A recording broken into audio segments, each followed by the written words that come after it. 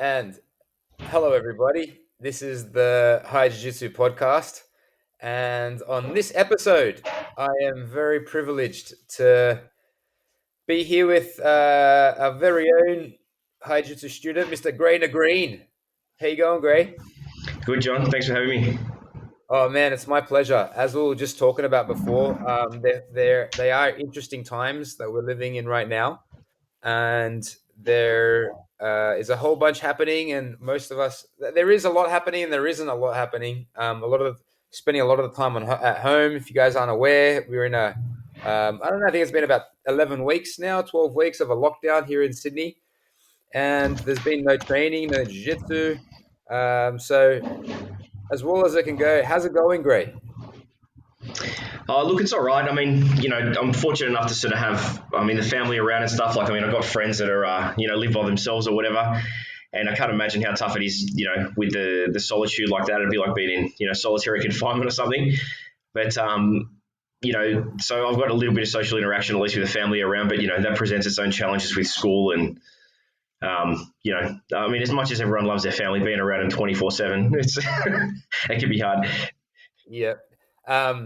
Luke Whiffen had a really good story. We just had him on the podcast. It's coming out very soon, but who was chatting and he said he had a few weeks in between jobs at one point in his life and he spent the time at home. And it was only after a few days that he came to the realization that he's like, I don't belong here. Like my job is to not be in this house. Like, for a lot of us, it's a very artificial situation where sure, we're family and we all love each other. We can't live without each other. And at the same time, the separation is so important just to our maintaining healthy relationships. And I feel like it's nice when in regular life, I'd go out, I'd chat with other people, I'd learn other things, I'd practice different stuff and, come back with the experiences and just reflect on them with your family. And, like that separation was important. And now, there's none of it, so it does get very difficult. How about Gray without the jiu-jitsu? How's your body feeling? What's been happening there? Look, I've just had to. As you know, we've been doing sort of from the start all the morning workouts and stuff, which has been awesome. But I've just had to sort of supplement it with other exercises or movements or whatever. So running, surfing, doing the weight stuff with you. Yeah, it's not quite the same as jiu-jitsu, but no, you got to look after your body, right? So I've just been doing my best to stay as active as possible. Yeah, I feel ya. So plugging it proudly right now. The morning workouts, everybody, 7:30 on Tuesday, Thursday, Monday, Wednesday, Friday at 8 a.m. There's Zoom sessions and they're so much fun. And Gray, all the jiu-jitsu people need to thank Gray because if it wasn't for him, we wouldn't be running these ones this time around. Gray stuck with it through thick and thin, and now we've got a nice little crew that are kind of directing their way through this lockdown. In the mornings we meet, and I think just like for you, man, it's kept my sanity. Like I wake up and I'm like, oh damn, I have this morning workout to go to, and I think that's been beautiful. You're also super lucky to live by the beach, right? Yeah. Bondi Beach, my favorite beach of all time. What's that been like, Greg? Can you please tell us? Because I haven't been there for many weeks and I'm feeling very nostalgic. No, mate. Look, it's been good.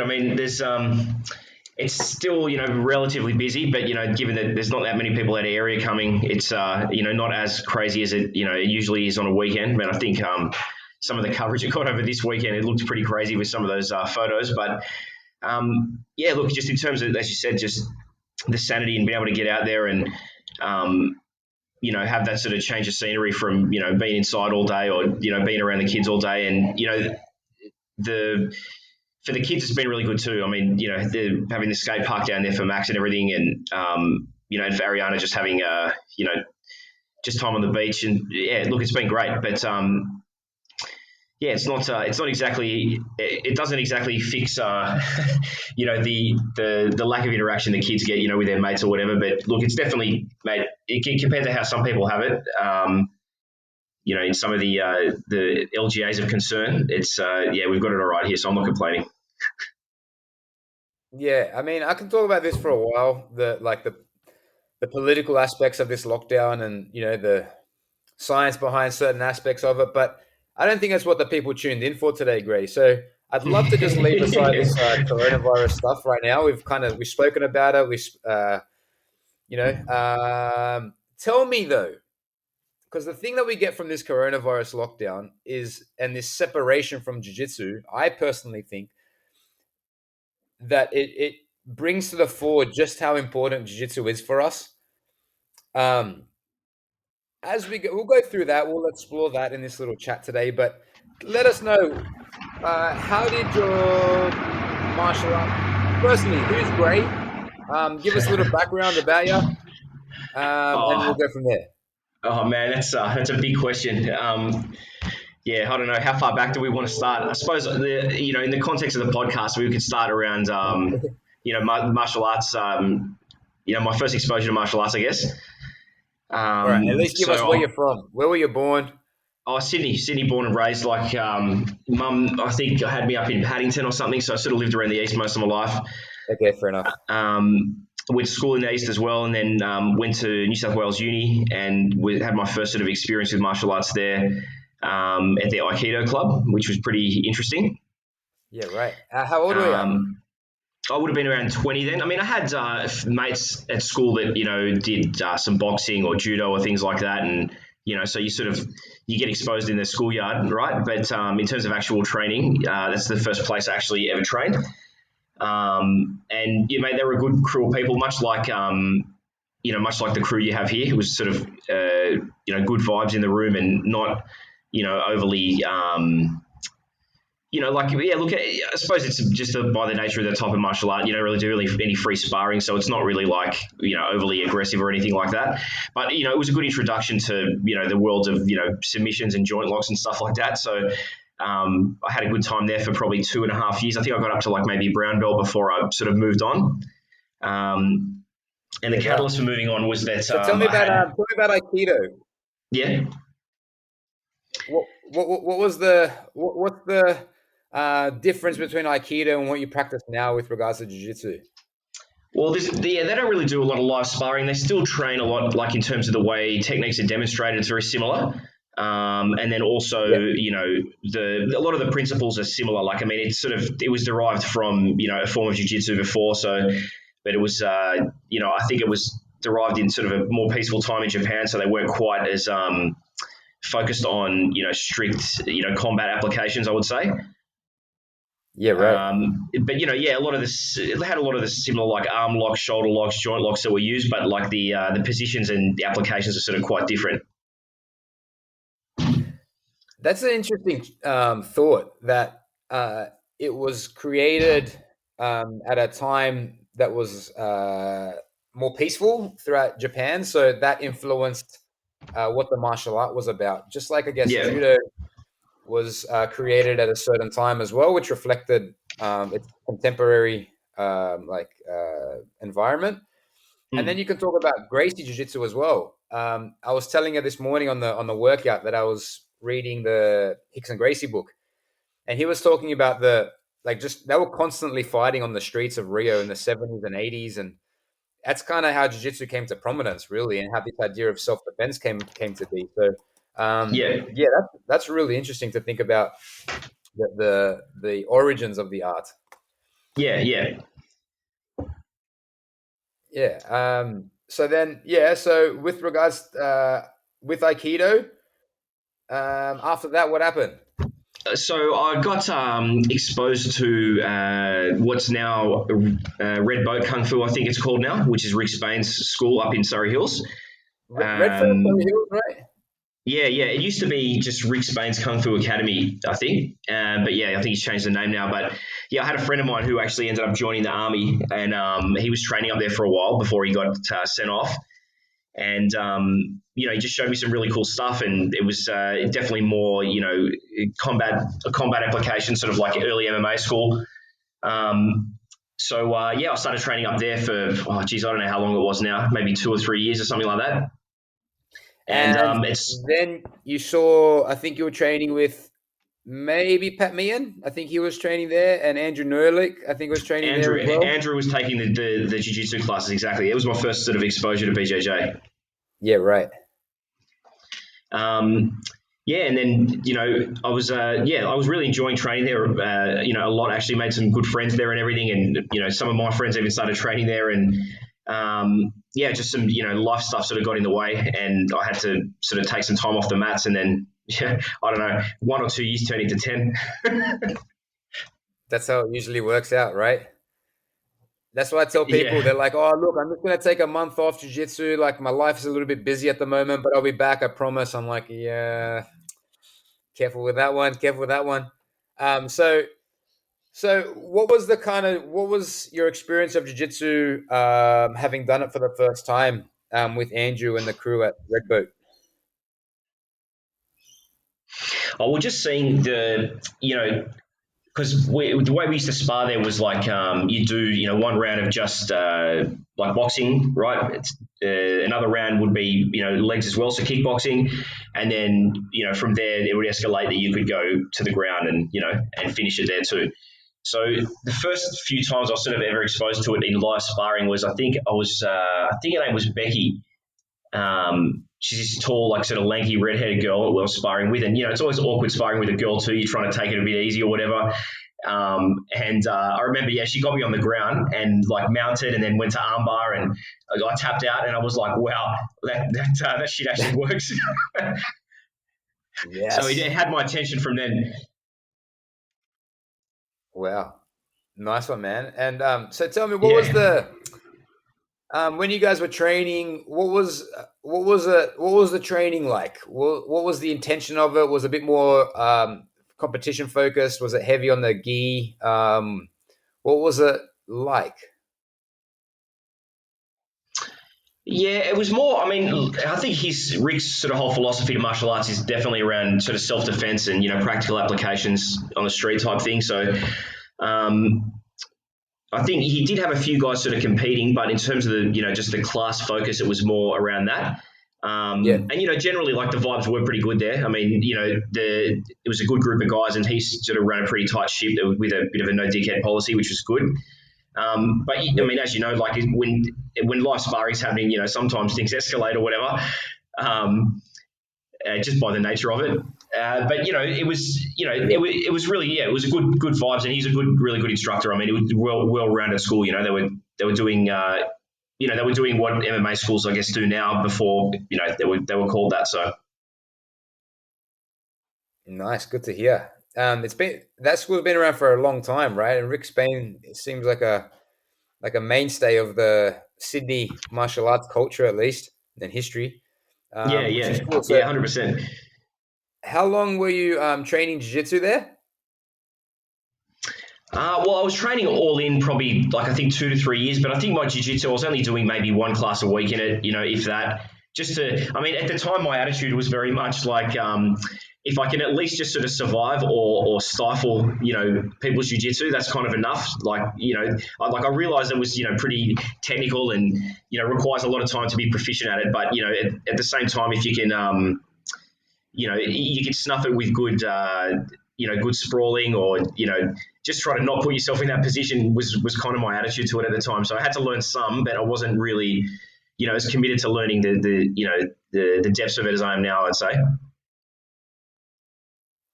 That's interesting. So, okay, so what it seems to sound like, Professor calls this anti jiu-jitsu. So you're not really playing the game, but you're just trying to shut it down completely. Yeah, How did that go for you in yeah. terms of learning? That's I'm interested in that.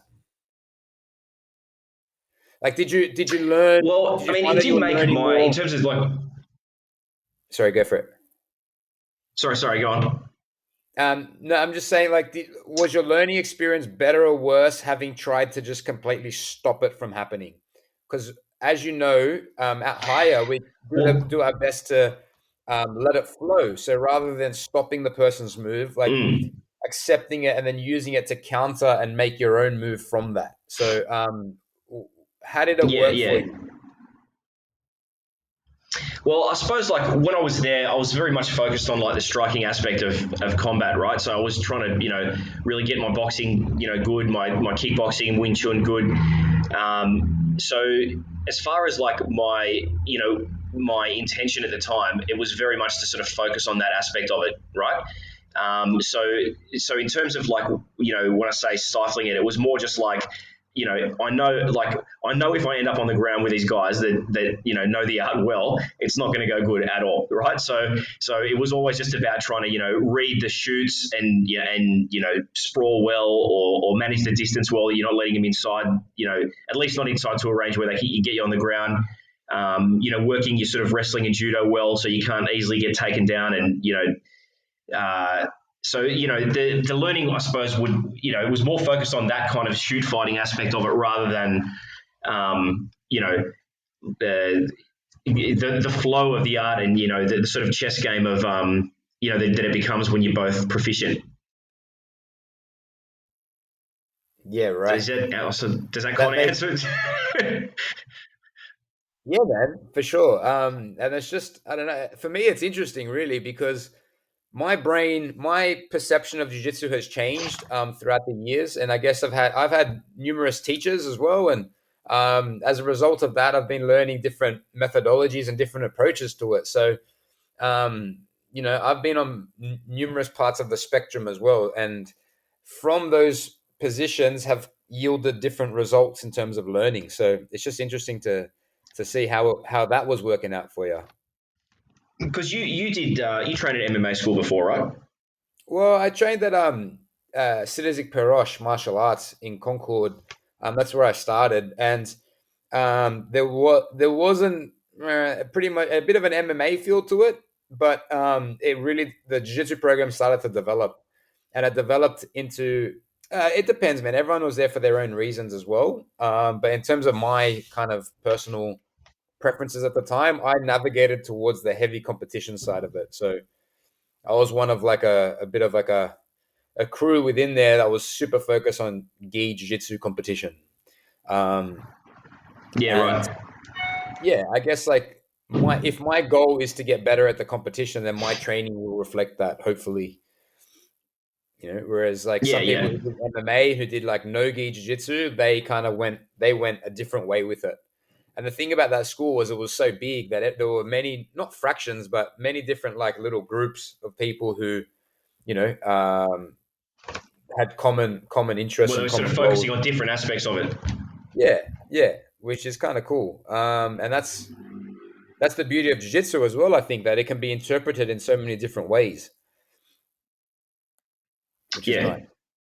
Yeah. Yeah. All right. So then you trained at Rick Spain's, and then what happened? How come you stopped? Oh well, this is where I suppose it comes pretty personal. So like my mum, she got diagnosed with like breast cancer, metastatic. It was like so she first got it when I was like 15, and then she got her second, like a relapse or whatever, around that time. So I was sort of, and my dad was quite old as well. Like so, my parents, the age gap's like 17 years. My dad was older. So he sort of was not in a position to really look after her that well. So I sort of had to take the mantle up a little bit and help him, take her to hospital and all sorts of stuff like that. So then eventually when she like passed away, my Bella and I sort of looked after Dad for, I think it was about, a year. And then he actually passed away as well from, he had prostate cancer.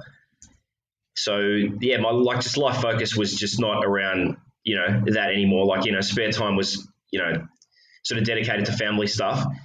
And then it was just, I mean, at the time after all that happened, it took me maybe months. I mean a long time to get back to myself in some way. And then Yeah. around the same, maybe a year or two after that, Bella got pregnant with Max. So it was just like one thing after the other for sort of 3-4 years, and it's just time flies. Well, man, sorry to hear that about that story with your parents. Um, I do Yeah, find it's that a long time interesting ago though. now. Like, It's what are like, the how old is Max? Yeah, right. It's interesting though that when like if Hmm. you got a couple who have been together for many years and then one of them goes, it's interesting how the other side of Yeah, especially the when other it's half. Like when the guys left, they don't usually last. exactly, yeah. It's like interesting. So okay, so Mr. Maxi was born, and then how old's Max now? 10, Yeah, 11? yeah. So his next birthday. He'll be 11, which is like what's that in April. So yeah, Yeah, 10 and a wow. half. Nice one, nice one. And yeah, so we go into like you said 3 4 years later down the track. What brought you to thinking about getting started again? What was lacking in your life that made you want to kind of open the book again and get back into it? That's a good question. So what I'm just trying to think back to when I would have first. Oh, so okay, around that time, like I just had my own business for maybe 3 or 4 years and had to wind it up. So then I was actually broking. So I work like in finance. I was a trader for like 10 or 12 years, and then had my own business, and then I ended up having to wind it up, and then I was broking for a while, like broking like bonds and semi-government bonds to banks around Sydney. So a lot of that job entails basically going out and getting on the piss with clients, like a lot. Yeah, So I was kind of I was like getting out of shape, and I don't know, just there was something missing, which was basically just that physical aspect of my life. I'd become a dad, and I don't know, it's easy to just fall into that routine of kids work, whatever. So and then as a backdrop to that, I think Maxie was having a few like issues with bullies at school or whatever, or just going through a bit of a tough time. So I think I told you before, I had him in karate at school, and it sort of it helped, really did help him with his confidence, and and there was a lot of like sort of positives that I saw in him that from that. yeah, But then at the same time, then every term would come, and then you'd pay $50 and he'd get a new belt or whatever, and I just didn't like the sort of the sort of the McDojo kind of attitude of it all. I'm not going to mention any names about dojos or whatever. I mean, I'm sure that they're good guys, but yeah, I mean, as you know, like a lot of martial arts that don't have that kind of live sparring or whatever, they can fall into that kind of that kind of formula. So then, I mean, as I said, I'd done some BJJ before, and I think one day I was listening to a Joe Rogan podcast and he was talking about it, and I thought to myself, that'd be actually good for the kids to learn at a young age, because it does take so long to learn. And it was something I think good for Ariana as well. Like if they they both go together and stuff. And so anyway, I started looking around at a few places, and I went up to Gracie Barra one day, and then I thought to myself, off the back of that, why don't I just have a crack as well, And so I checked a few schools out for the kids and went up to Gracie Barra, which is very sort of competition focused. But I was sort of looking for somewhere that had, not only that, more self-defense aspect, but also was a sort of good community of people.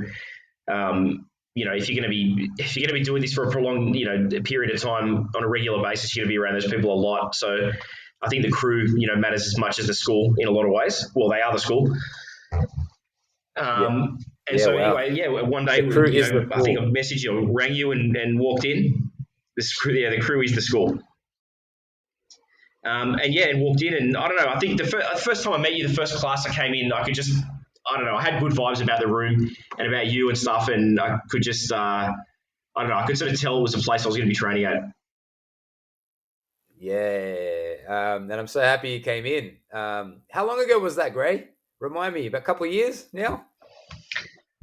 It'll be, I think in January it'll be 2 years, yeah. Wow, there you go.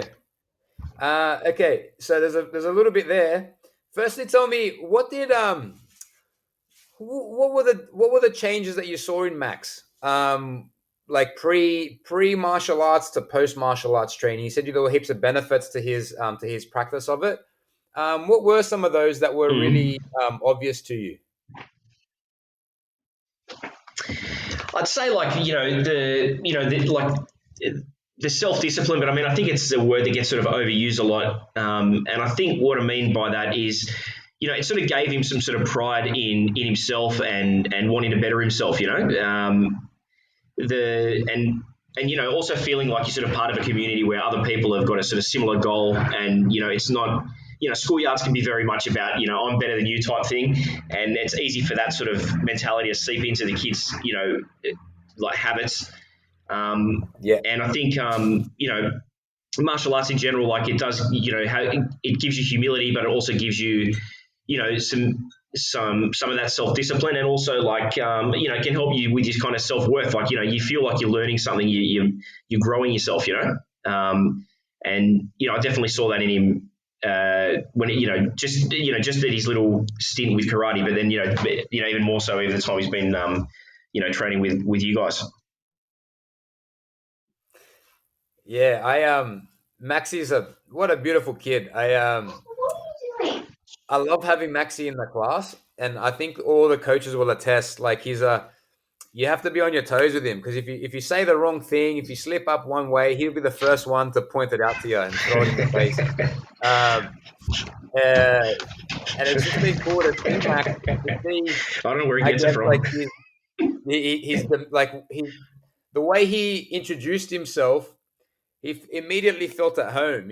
Sometimes he was too comfortable at home, where he wouldn't Mm. really pay attention to the rules. Like, too comfortable in the dojo, where he thought, like, he had to become acquainted with the rules first. And over time, I think, but all the coaches will tell you, and everybody, that we've just seen a big change in Max, because initially I think Max thought like the class was centered around him, and now he's just such a like beautiful part of the class, And I think as a kid starts to see that there's people around them that they need to respect and that need to consider, that just makes them better people as well. Because sure, it's in a jiu-jitsu dojo, and we spend, he has 3-4 classes there per week. But what if you go to school, if you go to the workplace, if you go to your home and you're around your family? I guess if you are super self-centered all the time, even as a kid, like, things don't go well for you. Whereas if you learn these social skills and how to work with people, then it's not just the jiu-jitsu that thrives for you. It's all of your relationships, and all of your all the chats and all the interactions that you have with the people around you. So that's what I've noticed in Max so much, and it's been such a beautiful thing to see, really.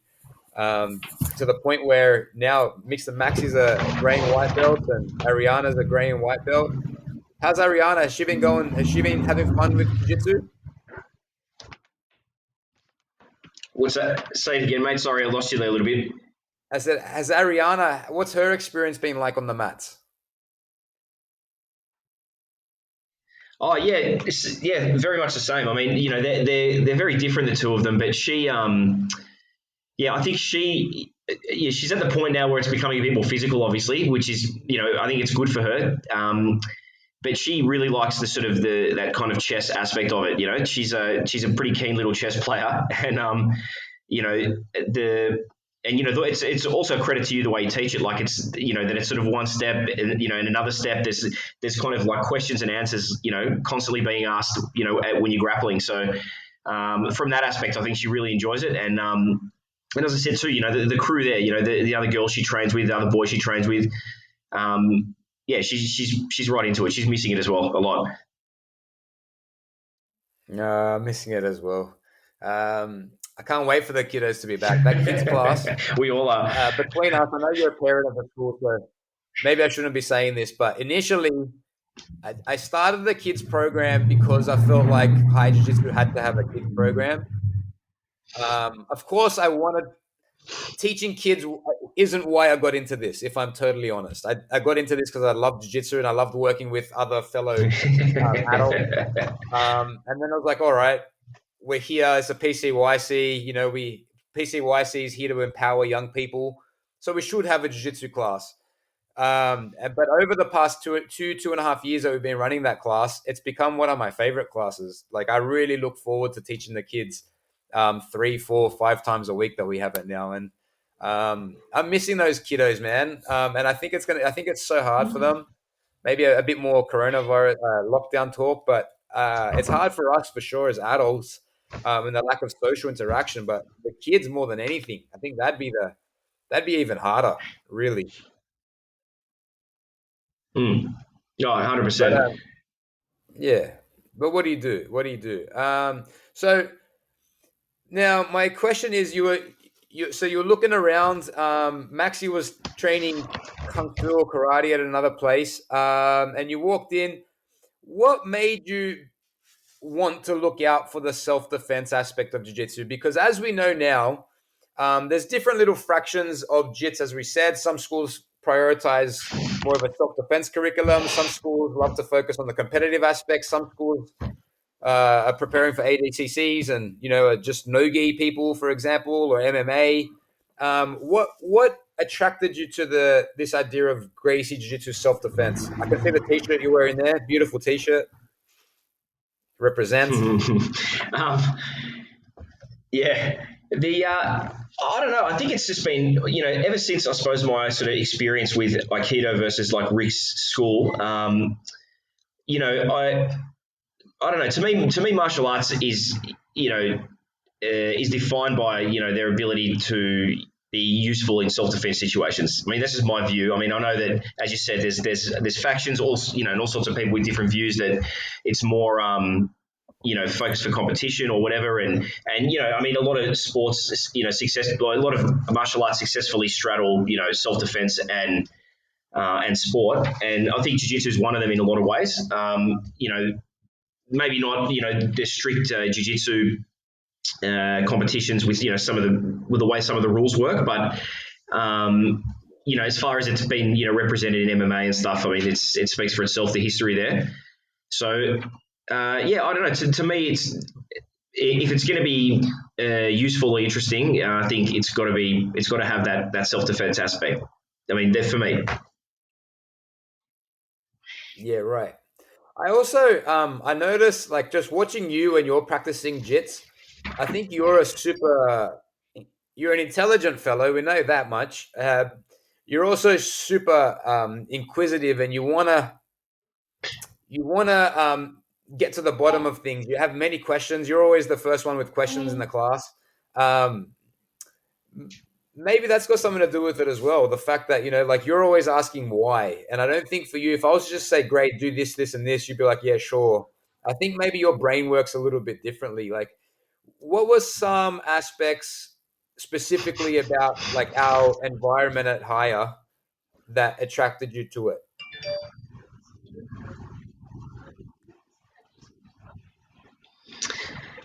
Oh, that's a good question. Yeah, look, I think the main thing that I, in terms of the way we practice it, it's not just the way that the students interact with each other, but the way you teach, it's got this sort of scientific aspect to it, where if we're doing a technique and it works or it doesn't work in some situations, we'll explore, or you'll encourage us to explore why that is, right? Or and what situations it would work, where when it wouldn't.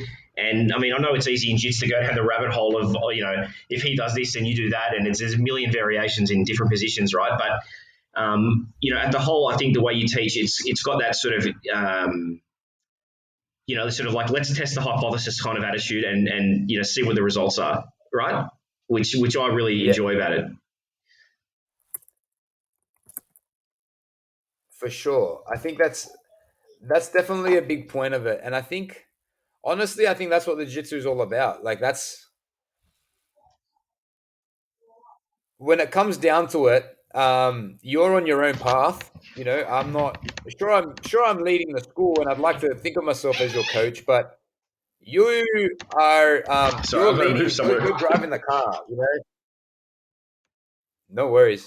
Um, you're front and center of the journey. It's your body, it's your brain, it's your decision making processes. So I think what we try to do that's different at Higher is I'm trying to help you guys come to your own understanding rather than create robots and say, this is your game plan, um, this is your game. Like, it's not really, we don't really do that at Higher. It's more a matter of saying, well, here are the principles of jiu-jitsu. Mm. Here are a multitude of options. And it's up to here are the criteria with which to make the right decision at the right time.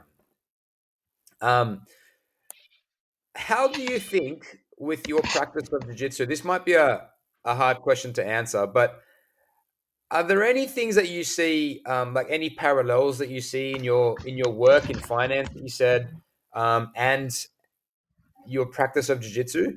Are there any kind of things that overlap, that relate in that regard? Oh yeah, big time. Because I mean, well, it's like, so my background as well. Like, I sort of got into finance by studying like quantitative finance. So I did like maths. I studied maths at university, and you know, it's very much about having making assumptions and then making deductions from those assumptions, and then if they prove to be fruitful or useful, you keep them, or otherwise you discard them, right? And I mean, in trading, it's much the same thing. You might have ideas about the way the world works, but if it doesn't make money, and you got some ideas, and you blow up, then they weren't great ideas, sort of thing. So, I think as far as jiu-jitsu goes, it definitely it's a martial art that sort of heeds those principles. I mean, a lot of the techniques, if they don't work or they put you in danger, then we don't really. They kind of get thrown out, or they just sort of fade away into the distance. The fact that it's sort of pressure tested all the time, there's a lot of truth to it. Yeah. It's I guess like a really interesting point of this is like if you make a mistake in jits, I'll tell you, and I've told you many times before, keep your elbows in. Gray, keep your elbows in. Gray, keep your elbows in, right? But Gray has to learn for himself. So Gray's going to get armbarred a few times, many times, before he realizes, ah, shit, I have to keep my elbows in. And I think the beauty of that is like the tap. Like, so on the mats, we're like, hey, tap. I made a mistake. I left my elbow out and you took it. Tap. We're fine. And maybe in your job, it's more a matter of, um, here's my money. Oh shit, I lost my money. That was a transaction that went wrong. So that's how I'm going to learn for next time and take the positive and the negatives out of that decision and kind of hopefully improve for next time. I Yeah, guess there's another little idea of for you that might make sense is like risk versus reward. Um, yeah. maybe for you, like, is it? I don't know. I'm not a trader or anything like that. But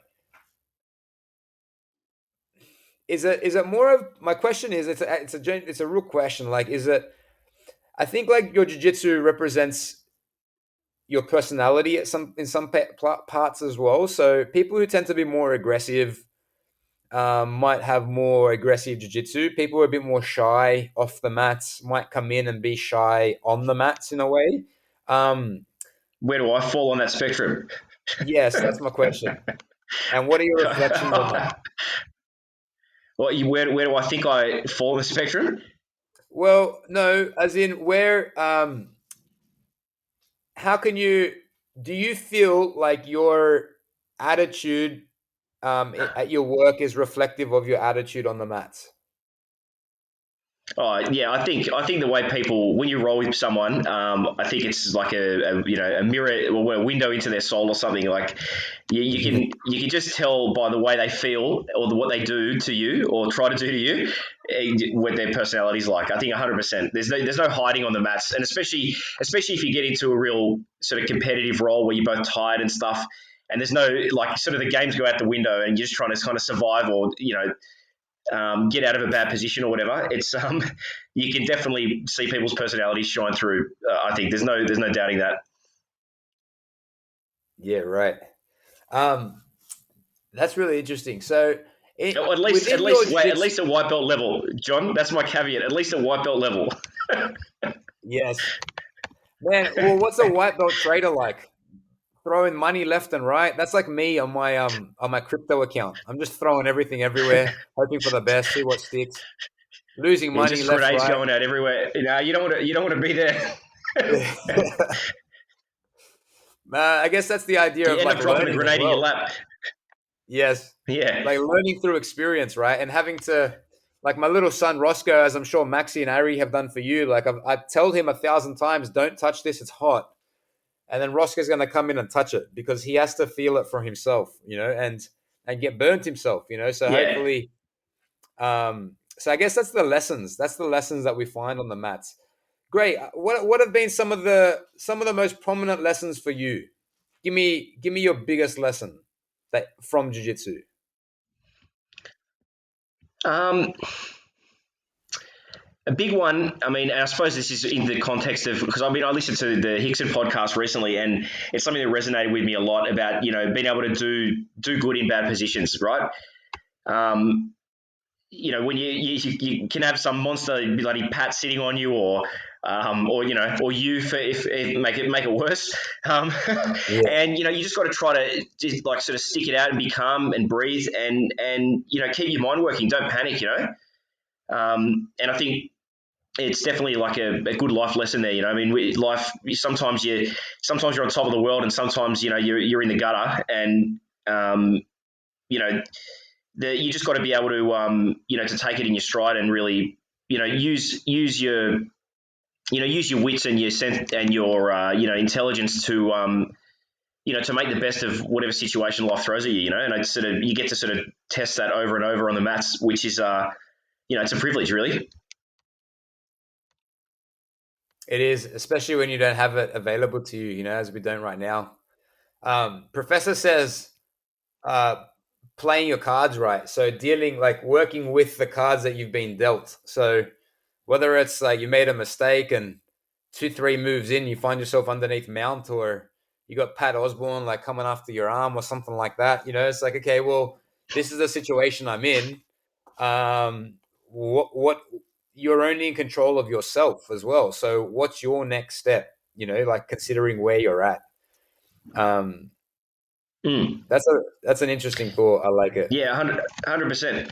And also like just not giving up. I mean, on the broader aspect, I mean, just showing up to class all the time. But if you're in a real shitty position, like we're as we said, we're all mates that train together, and I mean, I try to be as annoying as possible when I roll with people. So make it as hard as possible for them, so they get to really see if it works or not, right? But at the same time, I always try to like sort Yeah. of look after, and I'll happily tap if I'm caught, you know.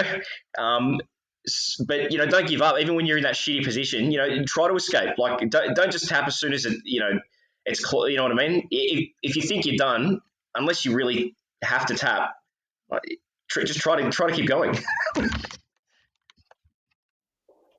That's I tell you what, it's an interesting point there. And let's think about it in terms of a spectrum, right? Of like tapping way too late and tapping way too early.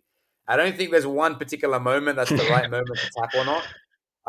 At the same time, I think like if you're not tapping frequently enough, then either you're getting hurt or you're not going up against people who are challenging you as much as what you need to be challenged. And then if you're tapping too early, then maybe you're not working your escapes, and maybe you're in a state of panic to the point where there might have been a situation where you can come out of it, and like search as much as you can, like in order to find that little path of escape.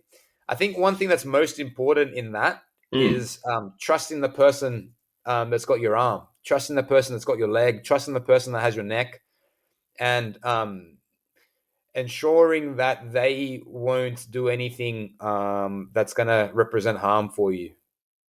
I think that's a really really big point. And so to Yeah, your hundred point there, percent. like having friends training around you, and not to the point where they're fighting to win. It's more a matter of they're trying to make their technique work in the most efficient way possible, and you're trying to make your technique work too, whether it's escapes and defenses, or even controls and submissions. Like I personally think that's the beauty of hire, like where everyone comes in and just has the learning cap on their heads pretty much all the time, and the fact that we put trust at the forefront of our practice. So um, whether you get the armbar or not isn't as important as whether your partner can go home driving like holding the steering wheel, rather than putting their arm in a sling and having to drive off to St. Vinny's. Have there been Yeah, exactly. No, you got to have that trust. any injuries or anything that you've had to any adverse effects of jiu-jitsu so far? What are some things that we don't talk I've actually about? Like, been go for it. Look, in terms of injuries, I think I've actually been pretty lucky. I did tweak my knee in one roll one day, and that was like pretty much self-inflicted. I think we were doing, kind of grapevining and how to pop someone's legs off if they're doing it to you, if they're mounted you. And I think I was training with Mason, and I said, it's all right. You can try to, like pop it off. I want to see what it feels like. Probably shouldn't have asked that. So it was self-inflicted injury. But other than that, I've been actually pretty lucky. I mean, I'll be 40 in a week, and I haven't, I haven't had any, bad injuries so far. I mean, so fingers crossed that that continues. Hey, Gray, you see this? This is wood, and I'm knocking it for you. All right, knock on wood. Yeah. As soon as I've said it now, I reckon first class back I get injured. Yeah. No, for the superstitious people there, we've just knocked on some wood for Gray in his injury streak. But that was a little bit silly of you to ask Mason to put all of his heart and soul into a technique against you. That doesn't sound like it's going to go very well all the time. Tell me. No. No, he was very apologetic, but it's as I said, you got to trust your partners.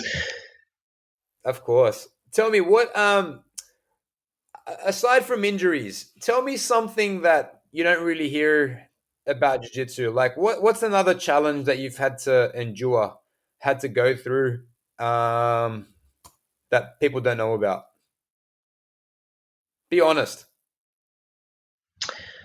Okay, so I reckon I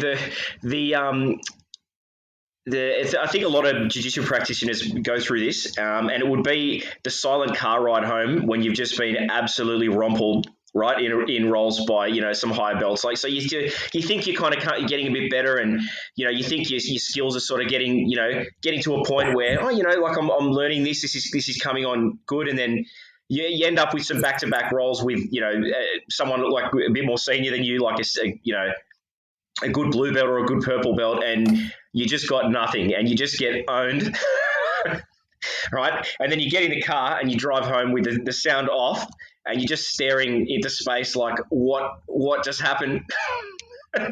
And that's that's one of those cases where you just go, you know what?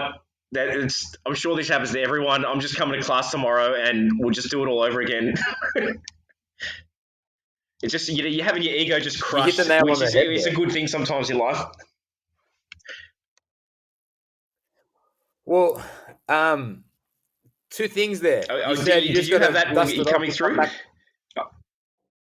Oh man, are you kidding me? Most definitely. And even today, there are times I go home and I'm like, this didn't work out so well for me.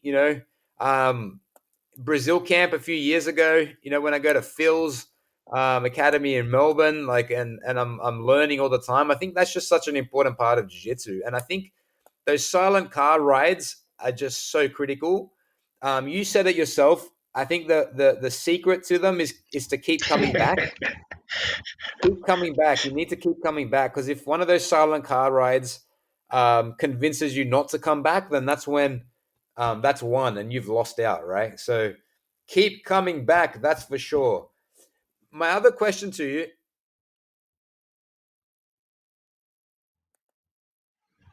We just had a little bit of a break there, Gray, but the thing about those silent car rides that I was talking about was, when are you ever challenged like that in your life currently, other than in jiu-jitsu? Oh yeah, definitely. I'm one of those people. I run into the fire, and it doesn't always work out. Yes, and I think that's the joy of it, right? So yeah, I mean, look, the sort of high points in life are they're defined by the low points in some ways, right? Things are defined by their opposites. So if you've got a smooth run all the time, it's easy to sort of get comfortable and think that I don't know, their life lacks some excitement or something like that. But if you get the valleys as well, then you get. I mean, what am I trying to say? I suppose if you need the agony to have the ecstasy. You need the agony to have the ecstasy. That's Yeah. beautiful. Agony to ecstasy. Yes. Um, isn't that beautiful? Because now you've got the vehicle to give you the agony, but it's not agony, right? Like it's simulated agony when I'm on top of you and I'm about to choke you, and the threat is imminent, and it Yeah. seems like you're about to die. Like your body's like, "Fuck, I'm gonna die, I'm gonna die." But all you have to do is tap on me. You don't even have to tap on me because I know when to stop. But I think that's so phenomenal because now, for example, in 12 weeks we haven't had jiu-jitsu. I haven't really been challenged so much. Like I might go run up a hill a few times, and that could challenge me, but I'm running up a hill for God's sake. Whereas, having somebody on top of me and threatening my life is so much more The sense of relevant. the sense of urgency is there more. A lot more, so much Yeah. more. And I think that's what we're missing out on. But I think like moving forward, looking forward, that's the joy of what we experience in jiu-jitsu, and probably to the point where you didn't really feel that in aikido. Can I say that? Oh, 100%. 100%. Yeah. Is But that because of like the? Sorry, go for it. sorry. No, you go. For me, my question was like, is that because of the lack of like sparring, for example, in aikido, or is there something else inherent in the art form? No, it's definitely just the live sparring aspect. I mean, I'm sure guys that train. I mean, I know at Rick's when we were doing, striking sparring and stuff. That sense of urgency is there too. I mean, if you don't have your hands up, right, you're gonna eat some, and you don't Yeah. want to eat some. But I suppose the difference with jiu-jitsu is it kind of builds, right? Whereas striking arts, it's like one mistake and bam, and it happens before you can even think about it. Whereas in jiu-jitsu, you kind of like, especially as you start to get a bit better, like you can make a mistake and it's where it's going to lead, right? And along the way you might be able to short circuit and redirect, where the series of moves goes. But it's almost like the fact that you have time to think about it, it makes it more more scary in some ways. You can see it coming, but you can't stop it happening. I mean, at least at my level.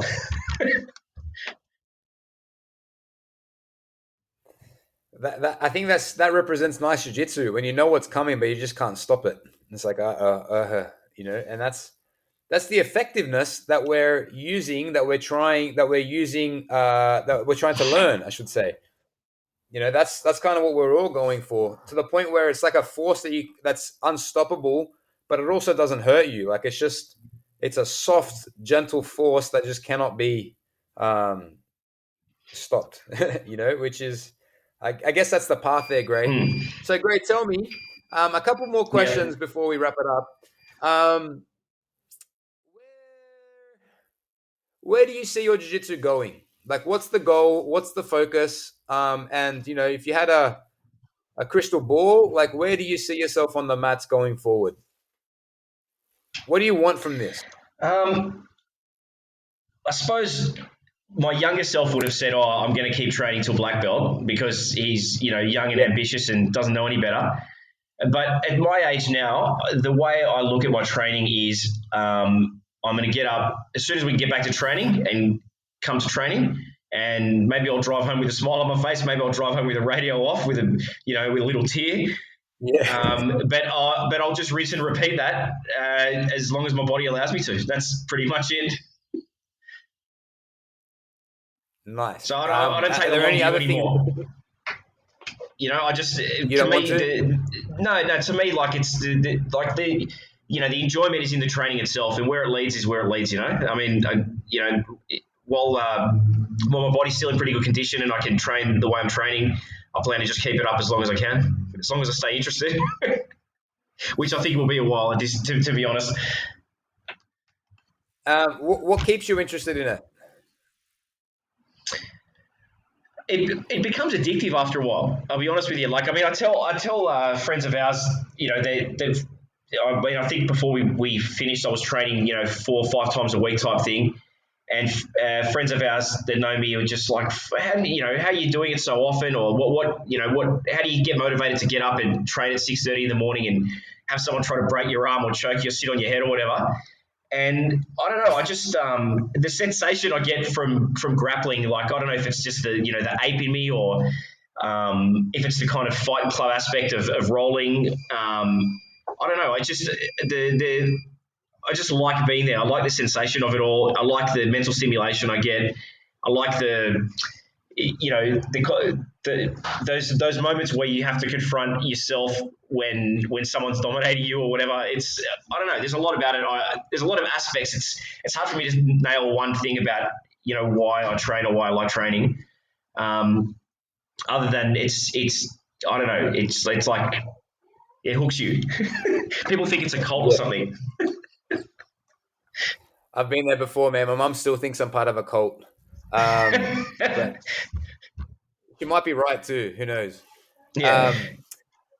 That's interesting what you say about not really thinking about the long term. Interesting because you can't really control that, can we? Like, I think the thing that you can control is today and what you're going to do today. And do I go to class? Do I drive to class right now or not? And I think if the enjoyment is there, then you're like, fucking A, I'm driving to class. I'm ready. I'm going right now. Let's do it.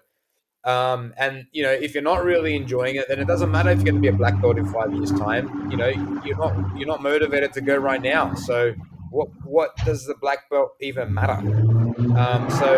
Yeah, exactly. I mean, the other sport I played a lot through my life is tennis, and it's also individual sport, also sort of very cerebral in that way, where you do have to strategize and think about what the other person's doing and what you're doing, and how well you're feeling the ball on the day or whatever. And you very much only to take the Rafa Nadal sort of approach to it is you're only as good as your next point, right? And with jiu-jitsu, like you said, you might have this long-term goal, but I mean, if you can't meet the day-to-day requirements of what that even means, which is just get up and have a good class the next day and recover from the last one. I mean, that's the journey, and just enjoy the journey. Right there, Gray. I got nothing more to say on that, man, because you just kind of hit the nail on the head. Hey, Gray, I just want to say, I'd like to say, firstly, thank you for jumping on this and having fun. I had fun with this chat, and it was a little bit Corona lockdown initially, but it's pretty much like an hour of thinking about jiu-jitsu and what we're missing out on, and how much we love this. And it's a beautiful art form and such an amazing journey. I think we do it great. I think we do a great job at High Jiu-Jitsu, and I miss the crew, and I miss training with everybody on there. And I can't wait to be back with you, grappling with you, checking you out, putting you in those bad positions, having laughs with everybody, and all of it, man, all of it. Hey, last thing. This is going to come out soon. Can you tell the High Jiu-Jitsu crew who haven't yet realized just how awesome our morning workouts are? Oh, the morning workouts have been unbelievable. If my body was like a fire hydrant before, it's just like it's an even thicker fire hydrant now. It's been great. And John, good job for sticking with it and getting us all up in the morning. As you said, just to break the monotony of lockdown, it's been awesome, and my body's feeling really good. The knees over toes program's working well. It's been helping me with my surfing and stuff a fair bit. And mate, who doesn't like a kettlebell? Yes, my man, great. I just want to say thank you. Honestly, man, I love having you and your crew being your family. At Higher, you guys are a very important part of it. And I can't thank you enough, man, for just being on the same path with us as us on this journey.